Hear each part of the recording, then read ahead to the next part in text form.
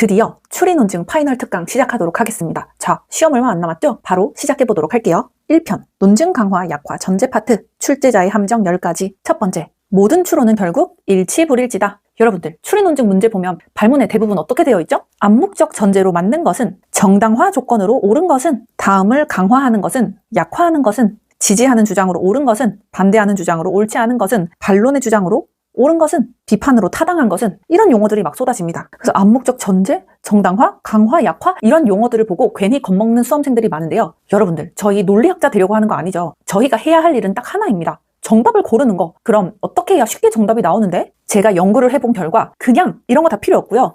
전부 일치불일치로 풀면 다 풀립니다. 굳이 강화인지 지지인지 암묵적 전제인지 복잡하게 생각할 필요가 전혀 없다는 거죠. 결국 따지고 보면 이 주장과 맞아? 안 맞아? 이 문제를 물어보는 거잖아요. 솔직히 강화 약화 책 따로 사서 공부하고 논리학 교재 공부하고 강의를 듣고 이렇게 이론을 공부하시는 분들 많습니다. 저도 수험생 처음 시작했을 때는 그렇게 했는데요. 그런데 추리 논증은 생각보다 그렇게 어려운 시험이 아닙니다. 출제자가 반복해서 사용하는 함정들을 익히고 그 함정을 기출에 적용하는 것이 훨씬 중요합니다. 추리 논증은 뭐다? 새로운 이론을 배우는 시험이 아니라 출제자의 함정을 반복해서 익히는 시험이다. 올해 시험 보시는 분들은 꼭 좋은 결과 얻으셔서 원하는 로스쿨에 진학하시고요. 그리고 혹시 내년에도 저와 함께 공부하실 분들이 있다면 추리 논증의 출제 함정과 실전 팁들을 체계적으로 정리한 자료와 강의로 찾아뵙도록 하겠습니다. 출제 함정들이 뭔지 제가 정리를 다 해드릴 거고요. 어떻게 그러면 이 함정들을 1분 내로 문제를 딱 보자마자 적용해버리는지 제가 추리 논증 문제들을 보면 다 뻔한 문제로 보이게 만들어 드리도록 할게요. 각설하고 그래서 결론이 뭐다? 암묵적 전제니 정당화니 강화니 약화니 지지니 반대니 이렇게 어려운 이름에 속지 마라. 결국 하고 싶은 건 뭐다? 결국 일치불일치로 풀면 다 풀린다. 포인트 두 번째, 반론의 대상을 착각하지 마라. 여러분들 한번 보세요. T를 달성하려면 A보다 B가 더 타당하다 라고 주장하는 사람이 있습니다. 그러면 이 주장에 반박하려는 사람은 무엇을 공격해야 될까요? B의 타당성을 공격을 해야겠죠. 즉 올바른 반론은 B가 T 달성에 더 효과적이지 않아 라고 해야 올바른 반론이 됩니다. 그런데 선택지에서는 이렇게 문제가 나오는데요. A는 T 달성하기가 어려워. A는 T 달성이 어렵다라고 한 거는 이미 인정하거나 버린 부분을 공격하는 거지 핵심 주장에 대한 반론이 아닙니다. 수험생들이 자주 하는 실수가 상대방의 논증 구조를 확실하게 공격하지 않고 주변 논점을 공격하는 거에 약간 헷갈려 하는 건데요. 조금 더 와닿는 예시를 가져다 드릴게요. 갑과 을이 논쟁을 하고 있습니다. 갑은 뭐라고 하냐면 환경오염 감소라는 목표 T를 달성하기 위해서는 자율 규제보다 법적 규제가 더 효과적이다. 여기에 대해서 을이 반박을 합니다. 어떻게 반박을 하느냐? 자율 규제는 기업의 이윤 추구 때문에 제대로 작동하지 않을 것이다. 이 을이 한 반론 맞는 말 같나요? 네, 얼핏 보면 맞는 말 같죠. 하지만 갑의 핵심 주장에 대한 공격이 아닙니다. 왜냐하면 갑이 이미 A보다 B가 더 효과적이야 라고 얘기를 했기 때문이죠. 따라서 을이 제대로 반론을 하려면 법적 규제라는 B도 환경오염 감소라는 목표를 제대로 달성하지 못해. 또는 A보다 B가 특별히 우월한 거 아니야 이렇게 얘기를 해줘야 되는 겁니다. 을이 A의 한계를 지적하는 것은 갑이 이미 인정하거나 버린 부분을 공격하는 것일 뿐 핵심 주장에 대한 반론이 아니다. 자, 두 번째 포인트, 반론의 대상을 착각하지 말자. 세 번째 포인트, 공통 분모를 치면 둘 다 흔들린다. 동시 약화, 동시 강화. 대립하는 두 의견이 있을 때 두 주장의 공통 전제나 공통 범주를 공격하면 A, B 둘 다 동시에 약화되거나 A, B 둘 다 동시에 강화됩니다. 이렇게 공통 전제나 공통 범주를 공격하는 문제가 많이 출제되고 있어서 저는 이제 지문을 읽다가 공통 전제, 공통 범주가 나오면 이 내용에 대해서 노란 형광펜으로 아예 진하게 그어버렸습니다. 실제 추리 논증 기출로 예시를 한번 보여드릴게요. 첫 번째, A는 상설 특검이 좋다. B는 개별 특검이 좋다. 라고 대립하면서 주장을 하고 있는데요. 결국 공통 분모가 뭔가요? 둘 다 특검이 좋다는 거잖아요. 이때 선택지에서 이렇게 나옵니다. 특별검사에 권한남용 문제가 있다. 권한남용 문제가 발생해서 특별검사 자체가 좀 문제가 있다 라고 던진다면 이거는 누구를 약화시키고 누구를 강화시키는 게 아니라 특별검사라는 공통 분모를 쳤기 때문에 상설이든 개별이든 둘 다 공통적으로 동시 약화된다가 정답입니다. 또 기출 예시를 들어드릴게요. 가설 1과 가설 2가 대립을 하고 있습니다. 가설 1은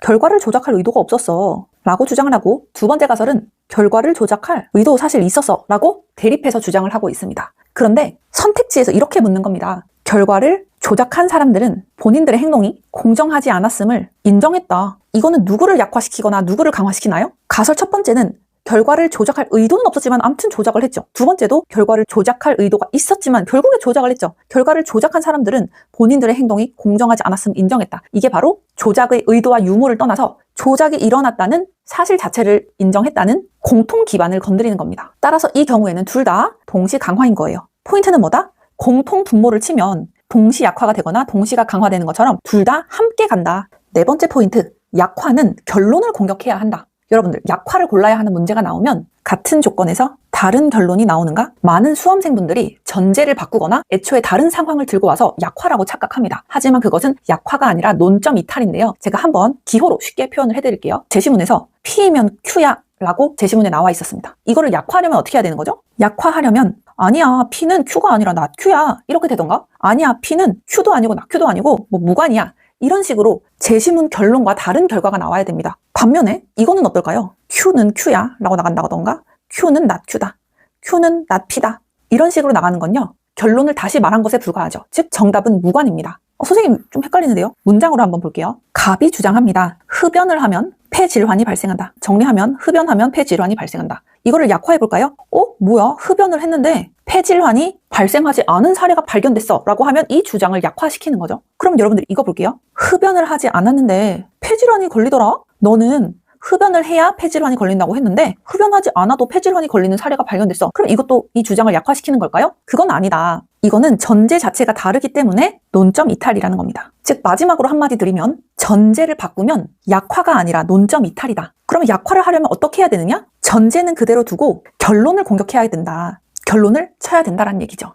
다섯 번째 포인트, 인정했으면 인정한 것이다. 선생님 이게 무슨 말이에요? 여러분들, 상대방의 의견을 인정하지만 또는 상대방의 의견이 불필요한 것은 아니지만 이런 것처럼 상대 주장의 가치를 일부 인정한 뒤에 그래도 내 주장이 더 중요해, 이렇게 말하는 말하기 방식은 논증글에 굉장히 자주 등장합니다. 이건 무슨 말이에요? 상대방의 장점을 인정을 하지만 자신의 의견에 더 큰 가치가 있다는 거지 상대방의 주장을 완전히 부정하는 게 아니죠. 이때 출제자는 상대방의 의견을 인정했으므로 자신의 주장도 철회했다라는 식의 오답 선지를 만들어내는데요. 이거는 굉장히 고전적이고 전형적인 함정입니다. 기출 예시로 한번 다시 볼게요. 갑은 이렇게 주장합니다. 그래, 경제 성장도 중요하다는 거 인정해. 하지만 내 생각에는 경제 성장보다 환경 보호가 더 중요해. 자, 그럼 선택지에서 어떻게 꼰다? 갑은 경제 성장이 그다지 중요하지 않다고 본다. 이거 명백한 오답이죠. 갑이 환경 보호에 더 높은 가치를 부여했을 뿐이지 경제 성장의 중요성도 인정했습니다. 즉 인정했으면 인정한 거다. 문장에서 물론 비록 인정하지만 불필요한 것은 아니지만 그래 중요하긴 하지만 가치가 없지는 않지만 이렇게 일부 인정의 표현이 보이면요, 출제자가 일부 인정을 전면 부정으로 바꾸지 않았나, 거기에 초점을 맞춰서 보셔야 됩니다. 더 중요하단 말은 다른 것은 중요하지 않다라는 말과 다른 의미라는 것을 항상 기억하셔야 됩니다. 포인트 6. 큰 게 무너지면 작은 것도 무너진다. 한 가설이 다른 가설을 포함하는 관계라면 강화와 약화는 일정한 방향으로 함께 움직입니다. 예를 들어서 A는 내일 서울에 비가 온다 라고 하고요, B는 내일 서울에 비가 오는데 강수량이 500ml다 라고 주장하고 있습니다. 자, 이 A와 B의 주장의 포함 관계를 한번 만들어 볼까요? B의 주장 안에 A의 주장이 이렇게 포함되어 있는 모습이죠. 즉, 비가 500mm 온다라는 말이 사실이라면 비가 온다는 말도 사실이라는 겁니다. 따라서 이런 경우에 A가 약화되면 B도 함께 약화되고요. B가 강화되면 A도 함께 강화됩니다. 예를 들어서 내일은 비가 오지 않을 가능성이 높아 라는 정보는 A를 약화시키고 B도 똑같이 약화시킵니다. 그럼 반대로 한번 또 생각해 볼게요. 내일 강수량 500mm가 예보되었다 말씀드렸죠? 500mm가 예보되었다는 거는 B를 강화시키고 함께 A도 강화시킨다. 자, 여기서 포인트, 여기서의 반대 방향은 성립하지 않습니다. 예를 들어서 내일 비가 올 가능성이 높다 라는 정보는 A를 강화하죠. 하지만 강수량이 정확히 500mm인지 알 수 없습니다. 즉 A가 강화된다고 해서 B도 강화되는 것은 아니다. 또 강수량은 500mm가 아닐 것 같다 라는 정보는 B를 약화할 뿐이지 B가 온다는 사실 자체 A까지 약화시키지는 못한다는 얘기입니다. B가 약화된다고 해서 A도 함께 약화되는 것은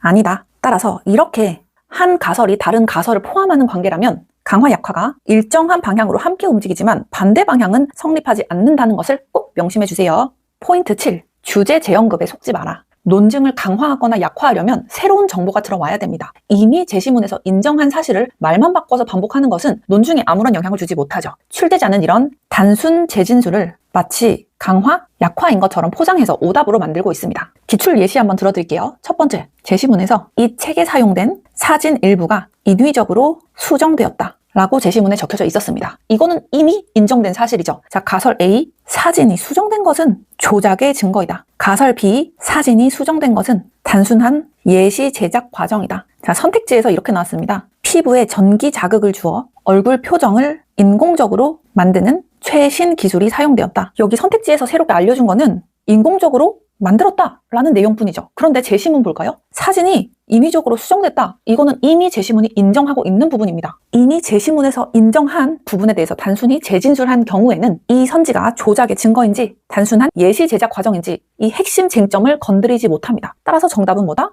무관이다. 한 번만 더 해볼게요. 제시문에서 사고 이후에 A는 아버지를 알아보지 못했고 부모 얼굴에 대한 GSR 반응도 나타나지 않았다. 가설 1 볼게요. 가설 1. 이 A는 시각 영역과 편도체 연결이 손상되었다. 가설 2. 이 A는 감정 중추 그 자체가 손상되었다. 선지에서 이렇게 나옵니다. A는 부모 얼굴에 대한 GSR 실험에서 아무 반응도 보이지 않았다. 이 선지는 가설 1을 강화할까요? 아니면 가설 2를 강화할까요? 어느 쪽이 더 타당할까요? 무관이죠. 왜? 부모 얼굴에 대한 GSR 실험에서 아무 반응도 없었다는 거는 이미 제시문에서 부모 얼굴에 대한 GSR 반응도 나타나지 않았다고 이미 주어진 정보입니다. 이미 제시문이 인정하고 있는 거죠. 따라서 가설 1과 가설 2 중에서 어느 쪽이 타당한지를 알려주는 새로운 정보가 없습니다. 따라서 정답은 무관이다. 한마디로 요약하면 이미 제시문에서 제시되고 인정된 같은 말을 반복하는 단순 재진술은 강화도, 약화도 아니다. 무관이다.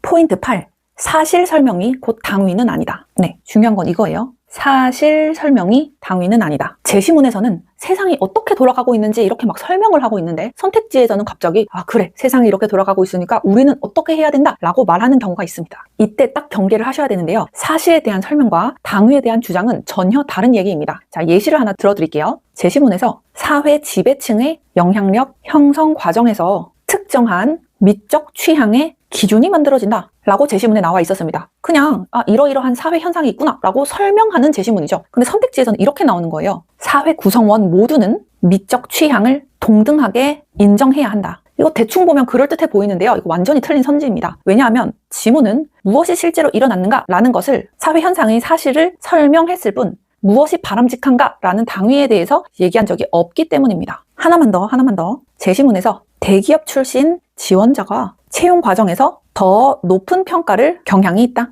선택지에서는 이렇게 나옵니다. 채용 과정에서는 대기업 출신 지원자를 우대해서는 안 된다. 이 주장은 맞을 수도 있고 틀릴 수도 있지만 일단 이 제시문만으로는 알 수 없는 정보죠. 왜? 제시문은 그냥 실제 현상, 사실만을 설명했을 뿐이고 선택지는 정책적, 윤리적 판단을 추가하고 있기 때문입니다. 따라서 틀린 선택지, 제시문과 선지에서 뭐뭐 해야 한다, 뭐뭐 해야만 한다, 뭐뭐 해야 바람직하다, 그렇게 해야 정당하다, 그렇게 허용해야 한다, 그러니까 금지해야 한다, 이런 표현들이 나오면 즉시 확인하세요. 지문이 정말 가치 판단까지 한 거 맞아? 단순히 사실만 설명한 거 아니야? 사실과 당위는 전혀 다른 문제입니다. 9번째 포인트, 상관관계와 인간관계는 같지 않다. A가 증가할 때 B도 증가하고 A가 감소할 때 B도 감소한다고 해서 A는 B의 원인이야 라고 할 수 있을까요? 이렇게 결론 내리면 안 됩니다. 이거는 인과관계가 아니라 단순히 상관관계일 수도 있는 거죠. 예를 들어서 아이스크림 판매량이 증가할수록 에어컨 판매량도 증가한다. 이거를 아이스크림이 많이 판매됐기 때문에 에어컨이 많이 팔린다 라고 인과관계로 볼 수 있을까요? 반대로 에어컨이 많이 팔려서 아이스크림이 많이 팔린다 이렇게 볼 수 있을까요? 아닙니다. 그냥 더운 날씨라는 제3의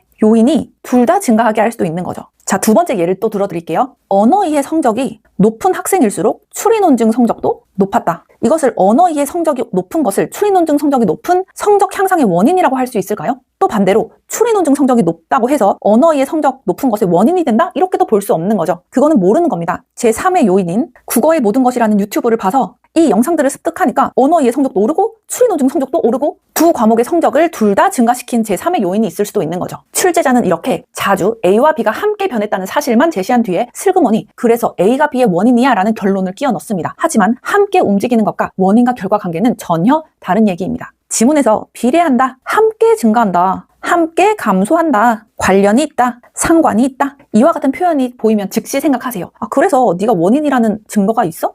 1강의 마지막 포인트입니다. 작은 결론에 큰 전제를 강요하지 마라. 추리 논증에서는 더 넓은 주장인 일반 명제와 더 좁은 주장인 구체 명제를 이 두 개의 관계를 정확히 구별해야 됩니다. 많은 수험생들이 구체적인 주장이 참이려면 더 일반적인 주장도 참이어야 한다라고 착각합니다. 그런데 대부분 반대거든요. 네, 이해하기 쉽게 예시를 들어드리도록 할게요. 갑의 주장입니다. 공부를 하지 않는 것이 타인에게 기쁨을 주는 원인이 될 수 없다. 이거는 매우 구체적인 주장입니다. 대상도 공부를 하지 않는 것이라고 한정되어 있죠. 그런데 선택지는 이렇게 얘기를 합니다. 갑의 주장이 참이려면 무언가를 하지 않는 것은 다른 것의 원인이 될 수 없다는 가정이 참이어야 한다. 이건 어떨까요? 네, 이건 틀린 선택지입니다. 왜냐하면 선택지가 끌어온 명제는 모든 비행위는 원인이 될 수 없다라는 훨씬 넓은 일반 명제이기 때문이죠. 갑은 그런 주장까지 한 적이 없습니다. 단지 공부를 하지 않는 것이라는 특정 사례에 대해서만 말한 거죠. 즉 비유하면 고양이는 포유류다가 참이라고 해서 반드시 모든 네발동물은 포유류다가 참이어야 하는 것은 아니라는 겁니다. 출제자는 좁은 주장을 넓은 주장으로 부풀려 놓고 이게 전제되어야 하는 거 아니야? 라고 묻는데요. 대부분은 아닙니다.